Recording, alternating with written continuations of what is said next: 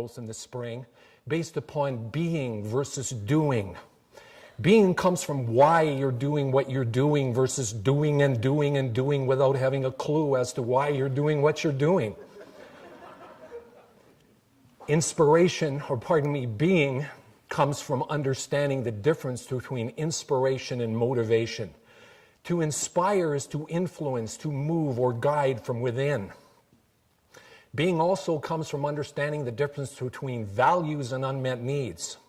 Values are why you do what you do. They're the DNA of fulfillment. Now, over 5.5 years has passed since the subprime mortgage crisis hit the world economy back at the tail end of 2007. And for some, the idea of success has changed. Some people are thriving. Some people are surviving. Some people are struggling and saying, is this all there is? And what am I doing this for? And worse yet, what's wrong with me? Now, back at the tail end of 2007, Seth Godin wrote a book called The Dip. And later on, Spencer Johnson wrote Peaks and Valleys. And there's themes in these books that are similar. There will be peaks in the economy going forward, but there will be dips and there will be valleys, and it is absolutely essential for us to understand ourselves from the inside out. Because if we don't, there will be judgment. And when there is judgment, there can be no inspiration. So, my misguided motivation started in 1963 when I was 8 years old. My mother came up to me and put her hand on my arm like this, and she said, I don't want to worry you. There's no money for groceries, and there's no money for Christmas, and we should have stayed in Canada. You know, we had a house paid for back there.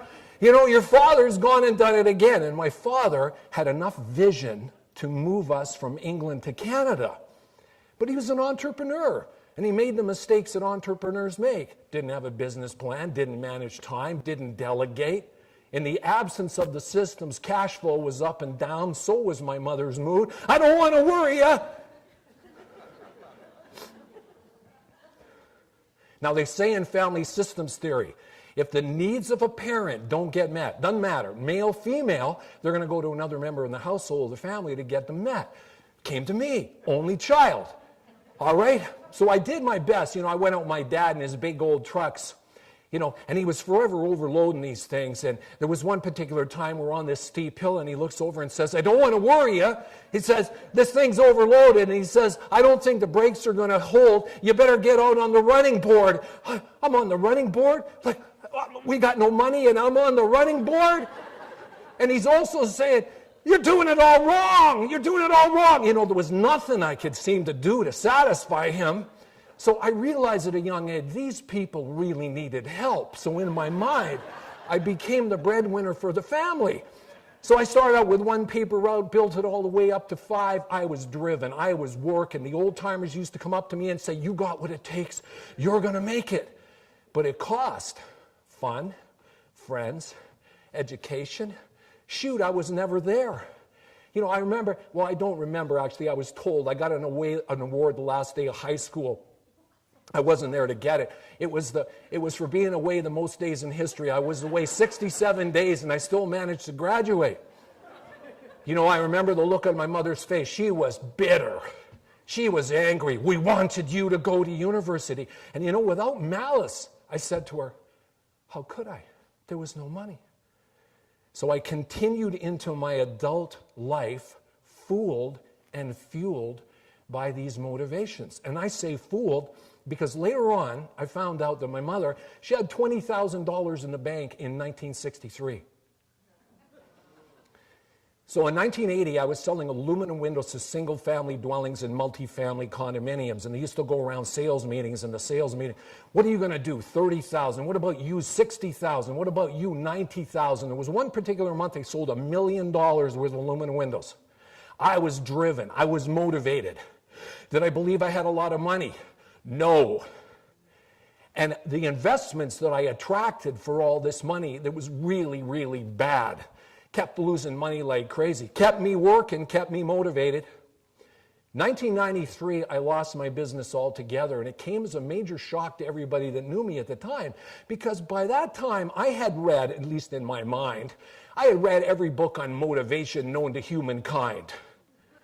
But the biggest surprise to everybody that knew me is I co-owned the #1 personal development franchise in North America at the time around personal development and motivation. You know, and my partner said to me, we don't want you representing us anymore. And it's no wonder, because I could not sustain the motivation in a sense that we were selling. There was something missing. There was something actually missing in me as well. I was starting to study the works of John Bradshaw and Marianne Williamson and learning how to inspire myself from the inside out. So as a result of my experience, I've dedicated the rest of my business life to help people understand the difference between inspiration and motivation, the difference between values and unmet needs, so that they can inspire themselves from the inside out, and they can have long-lasting, sustainable inspiration so they can meet and exceed their goals. Here's what I've learned. Again, people don't know the difference between inspiration and motivation. Again, to inspire is to influence, move, or guide from within. Motivation is based upon need, fear, and desire. Clearly, need and fear are unsustainable. You might say, well, desire, that sounds pretty good. Well, the Latin root word of desire is decidus. It means moving away from a star. You're already a star. What do you need to move away from? The other thing people don't understand is the difference between values and unmet needs. And this is epidemic. Values are why you do what you do. They're the DNA of fulfillment. And fulfillment is a deep, soul-oriented experience that you feel when you are expressing your values. And when you're living your values, you will be experiencing positive beliefs and positive feelings at the same time. So an example. My values are teaching, wisdom, sense, understanding, community. And the feelings that I would experience when I feel those values, in a sense, is confidence, conviction, certainty, and the belief that I would like to share with you today that members of this audience will wake up and understand their values at a much deeper level to be able to create consistent inspiration going forward. But values are like turtles. They only come out when it's safe. They will be dominated by unmet needs until they are met. And unmet needs must be met. When an unmet need is met, we can be our true selves. The thing about unmet needs is we are mistaken that a person, a possession, or a position can meet the need. Now, unmet needs, examples, safety, recognition, power, control, worthiness. And these unmet needs generate limiting beliefs and limiting emotions. An example, let's take a context of a business setting. A business person is thinking about asking a client for a referral. They've got the unmet need of approval running. The limiting beliefs are, I might look like a salesperson if I ask for a referral. I might make a mistake. I might get rejected. The client might turn around and say no, and the emotions that are tied to that are fear and anxiety, and it becomes a self-fulfilling prophecy. Frankly, the client will pick up the vibe of the unmet needs, and the likelihood of a referral happening are nil. This work also ties into Susan Cain's new book, #1 New York Times bestseller, The Power of Introverts.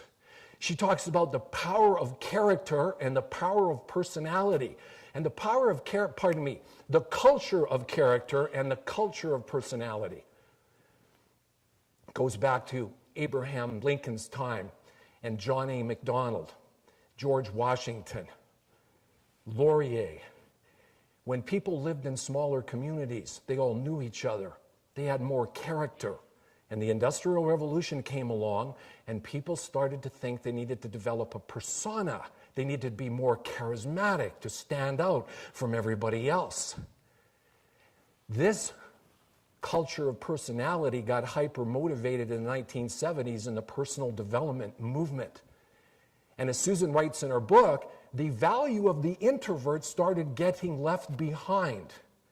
Now, am I saying here that people that are introverts are inspired by values and people that are extroverted are motivated by unmet needs? No. Doesn't matter whether you're an extrovert or an introvert, it is absolutely essential that you understand your values so you can stay inspired, because the success you're trying to achieve will be unsustainable. This also ties into the laws of attraction. The laws of attraction are absolute. I've already explained it. I'll just review it again. And in fact, this is actually the missing link as to why the law of attraction is not working for some people. Simply put, the law of attraction is know your values. They will help you to generate positive beliefs and positive feelings. But the fly in the ointment is the unmet need. Putting it into a business context, what's one of the biggest problems that business people have? Time management. And they've been to every time management seminar known to humankind, and they got the books on the shelf to prove it, but they're still struggling. I contend the need of safety. And that's generating, I got too much to do. I'll never get it all done. Anxiety and fear once again, and it becomes a self-fulfilling prophecy because there is an addiction tied into the unmet needs, and they can't seem to understand how to get out of it. This also ties back to Abraham Maslow's hierarchy of needs theory from 1955.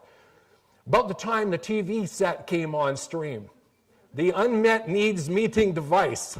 Now we've all got one. Maslow, level 1, physiological needs. Level 2, safety. Level 3, social. Level 4, esteem. And level 5, self-actualization. Well, let me ask you this. Who is the self? And I contend that you are a being. You are something more infinite. You are not your body. You are not your mind, but you are certainly not the little walnut-sized amygdala, limbic brain, emotional brain, or as Seth Godin calls it, the lizard brain that controls us with unmet needs. You are something far more significant. Now, unmet needs are not all bad. They're a blessing and a curse. Imagine a grain of sand. It goes into the oyster. After 25 years, a beautiful pearl is created. But the problem is, there's a grain of sand, there's an irritant in the middle of the pearl. You could say a neurosis. And I'll put it into a business context. I deal with business people, and there's an expression, it's called the plateauing out syndrome. Clients say to me, I don't know what's going on. I got 3 cars, I got 3 houses, I got 3 resort homes, they got 3 everything, they got 3 families, they got 3 wives. And they're saying, is this all there is? I thought it was going to turn around and feel differently. I thought it was going to be a heck of a lot happier. And there is nothing wrong. There's an absence of understanding. While these unmet needs were a blessing in the beginning, they actually turn out to be a curse. And in a sense, there's an expression. I mentioned the amygdala, the limbic brain, the emotional brain. Seth Godin called it the lizard brain. It doesn't know what it wants, but it is always wanting, and it is always judging. It is always judging. It is never, never satisfied. Now, point I want to make about family. How many of us got our needs met at family of origin? Some did, some didn't. Is it the family's responsibility? Well, yeah, if they're conscious of it, but they are not to blame. They are not to blame. You cannot give something that you do not have. And it is up to us not to judge the family, to understand that they did their absolute best. But as adults, we just have to understand that it's normal to run unmet needs of safety and approval and recognition. How do you get a need met? It's very simple. You could do it with this affirmation. Next time you're outside, you could close your eyes and just walk out in the sunshine and feel the radiant warmth of the sun on your body. And you could say, thank goodness I'm alive. And remind yourself, because the amygdala is about 3 years old. And again, it's confused and it's always wanting. Now, we don't have the time today to address getting into, okay, how do I deal with getting rid of the limiting beliefs and limiting emotions? But I will say one thing. It's clear with my background, if I had unmet needs of safety and recognition, I could very well have those negative beliefs and negative emotions leak out onto this audience. And you know what? I may never have ever gotten here. But the one thing I want to share with you is to remember. In my case, I've happened to be lucky enough to have 35 years of experience expressing values of knowledge, wisdom, teaching, and understanding. And through this experience of sharing this information with this community, I can feel more certain, have more conviction, and have more confidence, because I have a belief that members of this audience will wake up to their inspiration and their values, and it will help them to go forward and inspire the goals and the visions and the dreams that they want to achieve in this life. I'll leave you with this quote. When there's no understanding, there is judgment. And when there's judgment, there can be no understanding or inspiration. The definition of courage is living your values. I want to thank you very much. I want to thank Robin and James and Shannon very much for the opportunity to speak with you today. And I want to also thank my lovely wife. She could probably repeat this presentation backwards. I promise you that. Thank you very much. Enjoy the rest of your day. Thank you.